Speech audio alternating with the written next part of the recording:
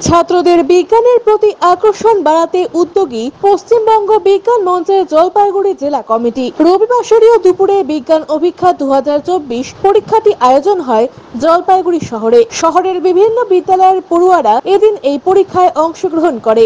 আজ জলপাইগুড়ি ছাড়াও অন্যান্য জায়গায় এই পরীক্ষা হচ্ছে। পশ্চিমবঙ্গ বিজ্ঞান মঞ্চের তরফে শৈবাল চক্রবর্তী বলেন, প্রতিবারের মতো এবারও এই বিজ্ঞান অভিক্ষা পরীক্ষা শুরু হয়েছে। প্রায় 760 জন ছাত্রছাত্রী এই পরীক্ষায় অংশগ্রহণ করছে। পরীক্ষার শুরুতেই প্রথম ধাপে পঞ্চম, সপ্তম এবং নবম শ্রেণীর ছাত্রছাত্রীরা অংশগ্রহণ করেন। এছাড়াও দ্বিতীয় ধাপে ষষ্ঠ, অষ্টম এবং দশম শ্রেণীর ছাত্রছাত্রীরা অংশগ্রহণ করবেন। এই পরীক্ষায় যারা উত্তীর্ণ হবেন তাদের ক্লাস অনুযায়ী প্রথম, দ্বিতীয় এবং তৃতীয় স্থান হিসেবে মেমেন্টো এবং সার্টিফিকেট প্রদান করা হবে উদ্যোক্তাদের তরফে। জলপাইগুড়ি জেলা শাখার উদ্যোগে আজকে বিজ্ঞান অভিক্ষা হচ্ছে গোটা জলপাইগুড়ি জেলার বিভিন্ন প্রান্তে। তার মধ্যে জলপাইগুড়ি শহরের কেন্দ্র হিসেবে কদমতলা বালিকা বিদ্যালয়ে আমরা এই পরীক্ষাটা গ্রহণ করছি। মোট 760 জন পরীক্ষার্থী আজকে পরীক্ষা দিচ্ছে।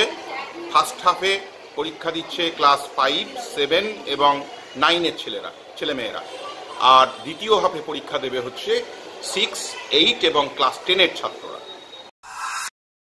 দিলীপ রায়ের প্রতিবেদন, সিসিএন তরাই ডুয়ার সংবাদ। Techno India group public school Jalpaiguri এবং সংলগ্ন অঞ্চলের একমাত্র সিবিএসসি স্বীকৃত দ্বাদশ শ্রেণীর স্কুল, যেখানে প্রত্যেক শিক্ষক শিক্ষিকা সিবিএসসি দ্বারা প্রশিক্ষণ প্রাপ্ত।